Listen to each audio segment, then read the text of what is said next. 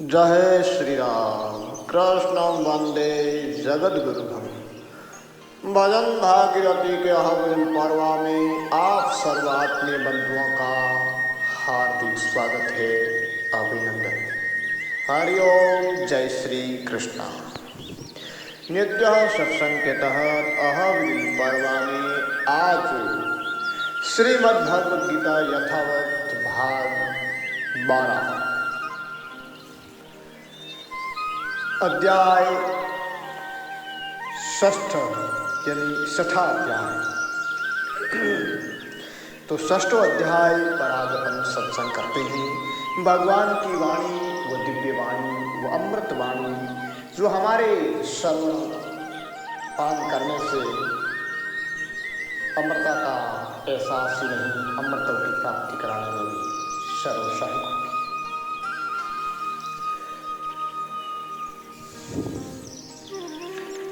ओम श्री परमात्मने नमः। तमेव माता स पिता तमेव बन्धुः सखा तमेव विद्या द्रविणं तमेव सर्वं देहि। शान्ताकारं भुजगशयनं पद्मनाभं सुरेशं विश्वाधारं गगनसदृशं मेघवर्णशुभं लक्ष्मीकान्तं कमलनयनं योगिभिर्ध्यानगं वन्दे विष्णुं भवभयहरं सर्वलोकैकनाथम्। वासुदेवसुतं देवं कंसचाणूरमर्दनं देवकी परमानन्दं कृष्णं वन्दे जगद्गुरुम्। अवेद्यामृतवर्षिणीं भगवत्या भगवतीम् अष्टदशाध्यायिनीम् अम्ब तवाम् अनुसन्धामि भगवद्गीते भगवतीश।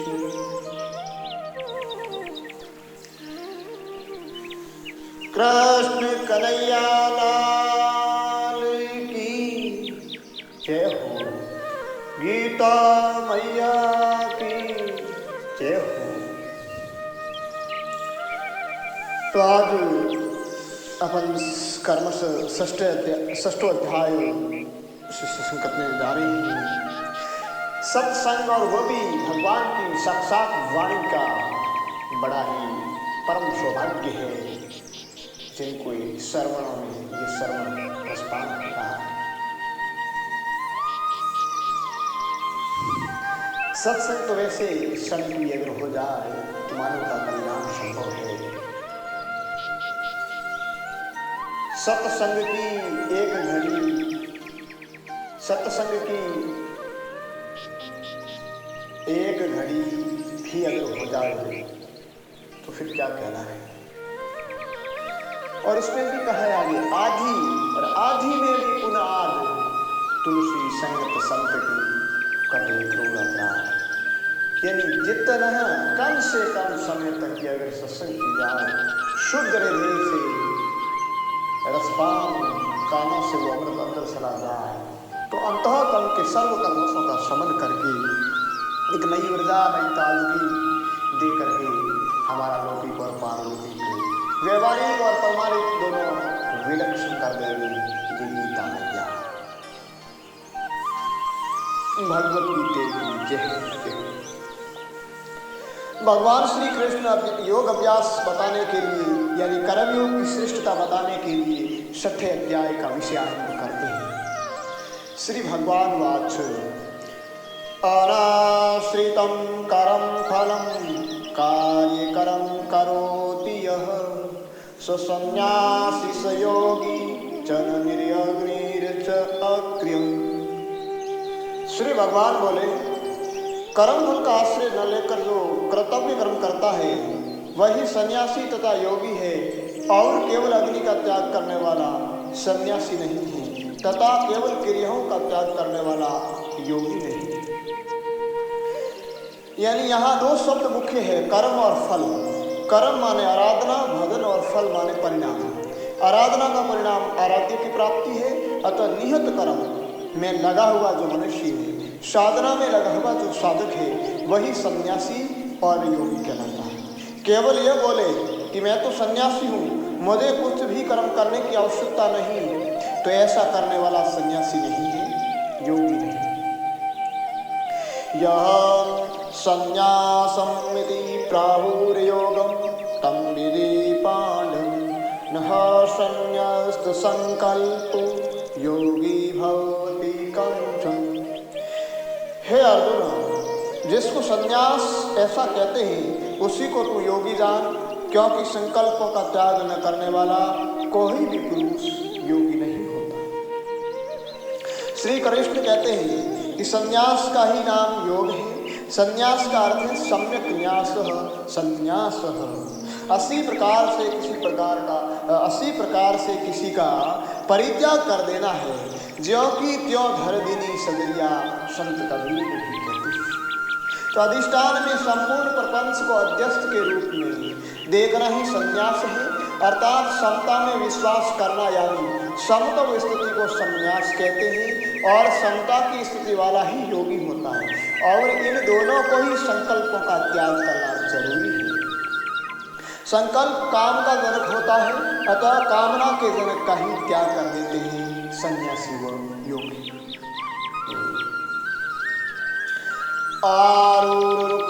आरूरुक्षोर्मुनिर्योगं करं कारणमुच्यते, योगारूढस्य तस्यैव श्रमः कारणमुच्यते।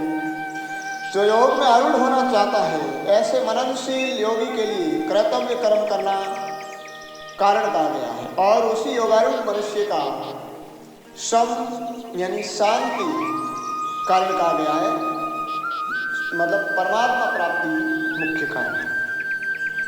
अर्थात यहाँ भगवान ने प्रवृत्ति और निवृत्ति विभाग बताते हुए कहा है कि यदि कोई साधक योग पर आरूढ़ होना चाहता है तो उसका कारण कर्म है, अर्थात कर्तव्य कर्म द्वारा ही योगारूढ़ हो सकता है। वह शब्द भूमिका का कर्म को अष्टांग योग से श्रुति योग आदि निमित्त कर्म द्वारा आरूढ़ हो सकता है। यानी योगारूढ़ के लिए कर्म गति अपेक्षित है। योगारूढ़ से तस्सेव, जब कर्म पथ पर चलकर निज घर में पहुंचोगे तब ऊपर से नीचे गिरने का भी भय बना रहेगा। तब कर्म का आराम नहीं, जब पतन होगा तो देहेंद्रिय आदि को स्वीकार करना पड़ेगा। तब वहाँ सम माने निवृत्ति संन्यास लेना पड़ेगा। यह है प्रवृत्ति और निवृत्ति विभाग। जब तक कोई प्रापत्य प्राप्त करना है तब तक उसके लिए कर्म आरंभ है, प्रवृत्ति है। जब प्रापत्य की प्राप्ति हो गई तब उसके बाद निज धाम में शांति से बैठ जाना निवृत्ति है। जब तक गंतव्य तक नहीं पहुँचे तब तक चलना है, यह कर्म है। गंतव्य प्राप्ति के बाद संकल्प रहित हो जाते ही कर्म योग और संन्यास योग का इससे आगे कोई निर्णय नहीं है, क्योंकि परमानंद की प्राप्ति के आगे कुछ है ही नहीं। अतः अंतिम लक्ष्य मोक्ष प्राप्त हो गया। तो योगारूढ़ हो जाने पर कोई कर्तव्य शेष रहता तो योगारूढ़ कौन है? यानी योगारूढ़ हो जाने पर कोई कर्तव्य शेष नहीं रहता, सर्व कर्तव्य शेष हो जाते हैं, तो योगारूढ़ कौन है? यदा हिनेन्द्रियार्थेषु न कर्म सवनुसृजति सर्व संकल्प संन्यासी योगारूढ़ उच्यते। जिस काल में न तो इंद्रियों के भोगों में और न कर्मों में ही आसक्त होता है, उस समय में सर्व संकल्पों का त्यागी पुरुष योगारूढ़ कहा जाता है। योगारूढ़ माने योग पर चढ़ना, योग में स्थित होना। योगारूढ़ होने के लिए हमें अनासक्त होना है, राग रहित होना है। जब तक राग और भोग में रमे हैं और भोग भावना तथा भोग सेवन दोनों में लिप्त है, तब तक योगारूढ़ नहीं हो सकते हैं। हमें इनसे मुक्त होना है। अगर हम किसी भी इंद्रिय आरंभ और कर्म में अनुसुप्त नहीं है, सर्व संकल्प के सन्यासी हो गए हैं, तो हम योगारूढ़ की स्थिति में अब हम पूर्ण रूपे निवृत्ति प्राण उदेरात्मनात्मनं न आत्मनं अवसाद्य आत्मेव आत्मनो वसुंद बंधुरात्मेव रिपुरात्मनो। अपने द्वारा अपना उद्धार करे, अपना पतन न करे, क्योंकि यह मनुष्य आप ही अपना मित्र है, आप ही अपना शत्रु है। यानी अपना काम अपन खुद को करना पड़ेगा। कोई दूसरा पानी पिए और अपनी प्यास मिट जाए, कोई अन्य भोजन करे और स्वयं की भूख शांत हो जाए, ऐसी व्यवस्था भगवान ने बनाई नहीं। अगर ऐसी व्यवस्था हो, किसी का साथ ऐसा घटित हुआ हो तो कोई बताए। अवधूत गीता में कहा गया है कि स्वयं तत्वम स्वयं बुद्धम, तुम स्वयं तत्व हो और उसको तुम्हें स्वयं समझना पड़ेगा। अर्थात दूसरे का प्रयत्न काम नहीं आएगा, दूसरे का ज्ञान काम नहीं आएगा। अतः जिसने अपने आप को अपने आप से संहत कर लिया है, देह आदि के संबंध से मुक्त कर लिया है, वो अपना मित्र है। जिसने मुक्त नहीं किया वो अपना शत्रु है, दुश्मन है। बंधोर्यात्म आत्मनतस्य येनात्मात्मना जितं अनात्मनास्तु शत्रुतौ वर्तेतामेव शत्रुवत्। जिसने अपने आप से अपने आप को जीत लिया है, उसके लिए आप ही अपना बंधु है, और जिसने अपने आप को नहीं जीता है, ऐसे अनात्मा का आत्मा ही शत्रुता में शत्रु की प्रवर्ताव करता है। जितात्मनः प्रशान्तस्य परमात्मा समाहितः शीतोष्ण सुख दुखेषु तथा मान अपमान। जिसने अपने आप पर विजय प्राप्त कर ली है, उस शीत उष्ण सुख दुख तथा मान अपमान में सम निर्विकार मनुष्य को परमात्मा नित्य प्राप्त है। अर्थात उसके ज्ञान में परमात्मा के सिवाय अन्य कुछ है ही। जिसके हृदय में सत्ता का साम्राज्य स्थापित है, सदा निर्ध्वनित सदा स्थापित है, तो ऐसे राज्य में विकार रूपी दुष्टन प्रवेश नहीं कर सकते। ऐसा निर्विकारी मनुष्य परमात्ममय ही है, ब्रह्ममय ही है, राममय है। ज्ञान विज्ञान त्रिपदात्मा कूटस्थो विजितेन्द्रिय योक्त इति उच्यते योगी समलोष्ट समकांचन। जिसका अंतःकरण ज्ञान विज्ञान से तृप्त है, जिसकी स्थिति विकार रहित है, जिसकी इंद्रियां भली प्रकार जीती हुई है, और जिसके लिए मिट्टी पत्थर और सूर्य समान है, वह योगी युक्त अर्थात भगवत प्राप्त है, ऐसा कहा जाता है। जिस एक से सबकी स्थिति होती है, जिस एक में सब विलीन हो जाता है, उसका नाम ज्ञान है। ज्ञान से सब प्रकाशित होता है और ज्ञान में सब विलीन होता है, उसका नाम ज्ञान है। अर्थात आत्मा का ही ज्ञान ज्ञान है, वो ज्ञान स्वरूप है। विज्ञान उसको कहते हैं जिनके सिवाय कोई चीज है ही नहीं, जिसका अन्य व्यतिरेक होता है वो ज्ञान है, और जिसका अन्य व्यतिरेक भी जिसमें कल्पित है उसका नाम विज्ञान है। यानी विशेष ज्ञान विज्ञान। गीता का जो शब्द विज्ञान है वह विशेष ज्ञान विज्ञान है, और ये भौतिक विज्ञान है। अर्थात विज्ञान माने परमात्मा, जो साधन काल में अंतर्यामी रूप से इष्ट बनकर प्रेरणा देता रहता है, प्राप्ति काल में एकत्व की स्थिति हो जाती है। अर्थात आत्मा अनुभूति काल में ज्ञान ही विज्ञान में हो जाता है, परमात्मा में हो जाता है, योग युक्त हो जाता है। योग युक्त योगी समदृष्टि होता है, उसकी दृष्टि में मिट्टी पत्थर स्वर्ण एक समान होता है। वह भी मिट्टी को मिट्टी की जगह ही रखता है, पत्थर को पत्थर की जगह और स्वर्ण को स्वर्ण की जगह, परंतु उनके प्राप्त होने में जाने में समरूपता रहती है, द्वंद्व स्थिति रहती है। यानी वह आने पर न तो हर्षित होता है, न जाने पर शोक मनाता है। जिस प्रकार मिट्टी का ढेला गिरा तो भी वो हताश या निराश नहीं होता है, और स्वर्ण का सिक्का भी अगर गिर जाए तो भी समरूप ही रहता है। यह आया गया समता है। तो संत स्वामी सुखराम बैरागी जी भी अपनी अद्भुत वाणी में यही कहते हैं, धन माया सब धूड़ जो जानी, सो ज्ञानी जगनी परवाणी, आत्म सुख ले सुही।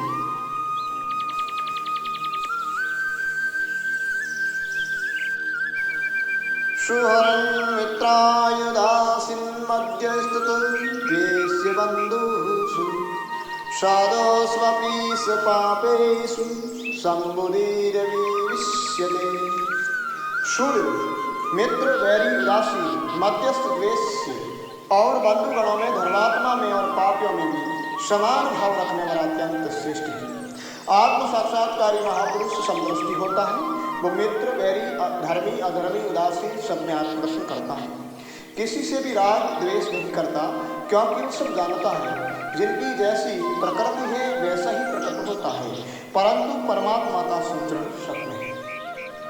ईश्वर अंश जीव अविनाशी चेतन अमल सुख राशि। तुलसी बाबा भी रामचरित मानस में अपना अनुभव। योगी योगित सततम आत्मरं रसिस्ततः एकाकीयत चित्तात्मा निराशीर अपरिगरु। भोग बुद्धि से संग्रह न करने वाला, इच्छा रहित और अंतःकरण तथा शरीर को वश में रखने वाला योगी अकेला एकांत में स्थित होकर मन को निरंतर परमात्मा में लगाए। यानी योग की जब उस अवस्था आती है तब अंतर बाहर एकांत बहुत जरूरी है। एकांत में योग क्रिया के लिए स्थान व आसन कैसा हो, जिसके लिए आगे कहा स्वस्वदेशे प्रतिष्ठाप्य स्तरम् आसनम् आत्मनं न अतिशीतं नातिनीशं चेलादिं कुशोत्तरम्। शुद्ध भूमि पर जिसके ऊपर कर्मश कुशा मृगशाला और वस्त्र विषय जो न बहुत ऊंचा है और न बहुत नीचा है, ऐसे अपने आसन को स्थिर स्थापन करके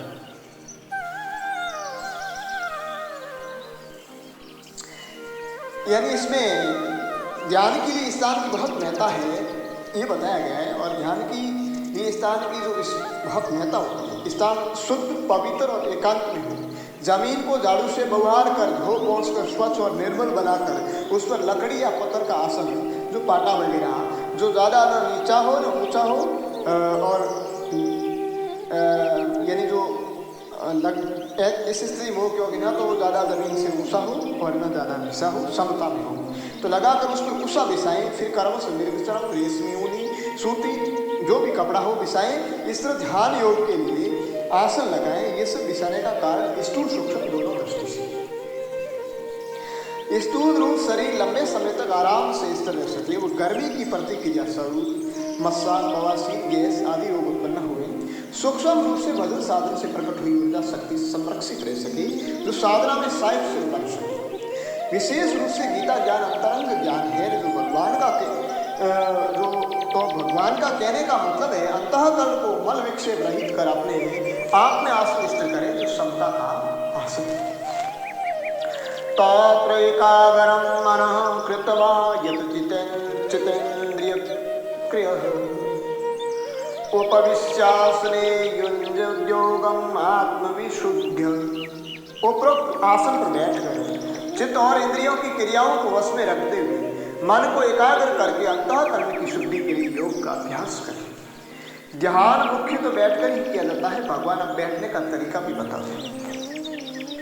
समं काय शिरोगिरिवं धार्यन्नचलं निस्तरं सम्प्रेक्ष्य नासिकाग्रं शतं दिशां अवलोकयन् प्रशान्तात्मा विगतविब्रह्मचारिवर्ते स्थितः मनः संयमतीतो युक्ते आसितमतपरम्।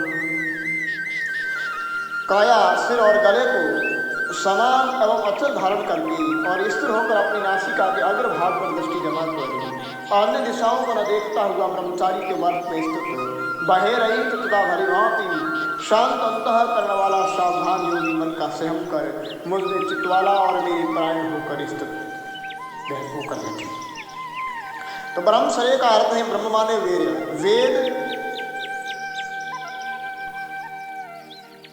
ब्रह्म और चर्य, यानी ब्रह्म माने वीर्य वेद, ब्रह्म और चर्य माने रक्षण अध्ययन और आचरण। अर्थात वीर्य का रक्षण, वेद का अध्ययन व ब्रह्म काचन यानी वीर रक्षा कर वेद आदि शास्त्रों का अध्ययन करता हुआ नियत कर्म करता है, ब्रह्मचारी कहलाता है। मन बुद्धि स्थित अहंकार ये सार अंतःकरण के दोष है। अतः अंतःकरण विशुद्ध करने हेतु सर्वप्रथम बुद्धि को विवेकशील कर मन का संयम करे। मन का विस्तार ही माया है। मन के स्वयं से सर्व इंद्रियां संयमित हो जाती है। तब चित्त को भगवान में लगाएं और अहंकार नाशित भगवान के परायण हो जाएं, समर्पण हो जाएं, तब साधक का अंतःकरण विशुद्ध व शांत होगा। मन के स्वयं की कई विद्या हैं, जिनमें से यह भगवान श्वास नियम द्वारा मन का समर व इंद्रियों का निग्रह करने की विधि को बताते हैं।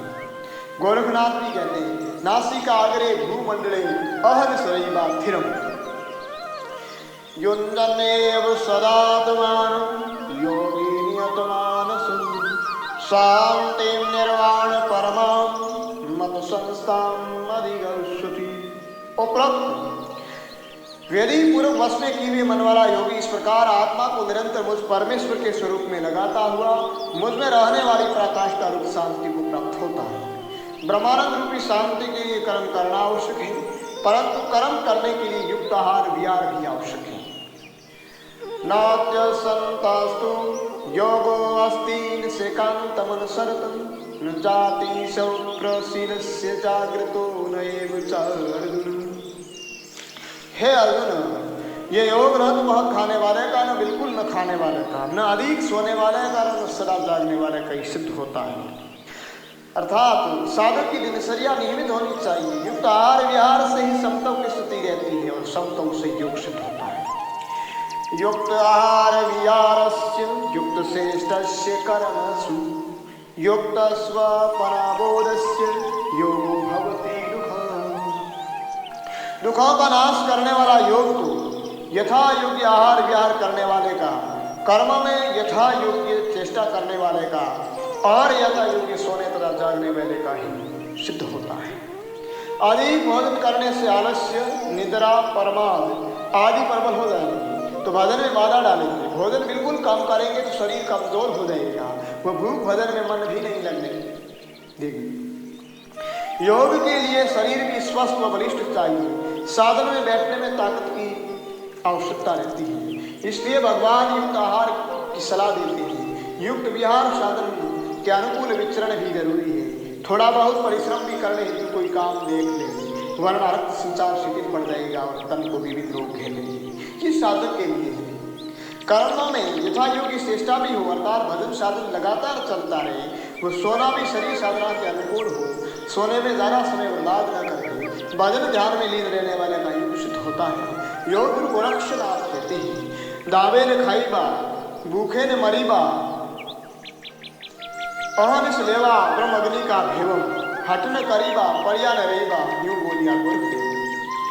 यदा विनिहतं चित्तम् आत्मनेवावतिष्ठते निःस्पृह सर्वकामभययुक्तैर्युच्यते ततः। अत्यंत वश में किया हुआ चित्त जिस काल में अपने स्वरूप में ही स्थित हो जाता है और स्वयं संपूर्ण पदार्थों से निष्प्रह हो जाता है, उस काल में वह योग युक्त ऐसा कहा जाता है। यथा दीपो निवातस्थो नैगन्ते सोपमा स्मृता योगिनो यतचितस्य युञ्जतो युगात्मा।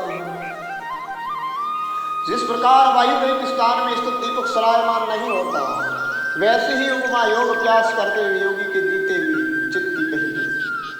यत्र परमते चितं निरुदं योग सेव्यं यत्र शिवात्मनात्मनं पश्यनात्मनि तुष्यति। योग के अभ्यास से निरुद्ध चित्त इस अवस्था में उपराम हो जाता है तथा जिस अवस्था में अपने आप से अपने आप को देखता हुआ अपने आप में संतुष्ट हो जाता है। योग के अभ्यास से चित्त निरुद्ध होता है। बिना अभ्यास चित्त वृत्ति निरुद्ध नहीं होती। निरुद्ध के पश्चात जब चित्त का विलय हो जाता है तब आत्मा का दर्शन होता है। अपने आत्मा के द्वारा ही परमात्मा को देखता हुआ अपने आप में ही संतुष्ट होता है। प्राप्ति काल में जब परमात्मा का साक्षात्कार होता है तभी दूसरे ही से अपने आप को परमात्मा के मूल धर्म से अर्थात ब्रह्म अजर अमर अव्यक्त शाश्वत और अमृत स्वरूप आदि गुणों से युक्त है तो आत्मा भी अजर अमर अव्यक्त शाश्वत और अमृत स्वरूप गुणों से ओतप्रोत है। शोकम् आत्यन्तिकं यतद्बुधिग्राह्यं मितन्दरीयं वेति यत्र न सेवायं तत् चलति तत्त्वतः। इंद्रियों से अतीत केवल शुद्ध हुई सूक्ष्म बुद्धि द्वारा ग्रहण करने योग्य जो अनंत आनंद है, उसको जिस अवस्था में अनुभव करता है, जिस अवस्था में स्थित योगी परमात्मा के स्वरूप से विचलित होता ही नहीं। अर्थात अतीन्द्रिय बुद्धि जब अनंत आनंद में स्थित हो जाती है, उस अवस्था में योगी परमात्मा के अविचल स्वरूप में अचल स्थित हो जाता है।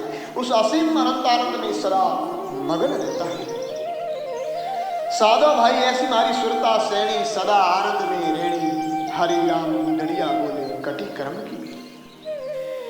यम लब्ध्वा च परम लाभं मन्यते नाधिकं तत् यस्मिन् स्थितो न दुखेन गुरुणामपि विचार्यते। परम तत्व की प्राप्ति रूप जिस लाभ को प्राप्त होकर उससे अधिक दूसरा कुछ भी लाभ नहीं मानता, और परमेश्वर प्राप्ति रूप जिस अवस्था में स्थित योगी अत्यंत भारी दुख से भी सलायमान नहीं होता, अर्थात दुख सुख आदि का भान करने वाले चित्त का विलय हो गया, अब उनकी भूमिका समाप्त हो गई। यानी एक बार योगी जब परम तत्व परमानंद का भोग चख लेता है, फिर कभी वो चैत नहीं होता, हमेशा के लिए आनंदमयी हो जाता है, अच्युत हो जाता है। आज की सत्संग को हम यही विश्राम देते हैं। हरि ओम।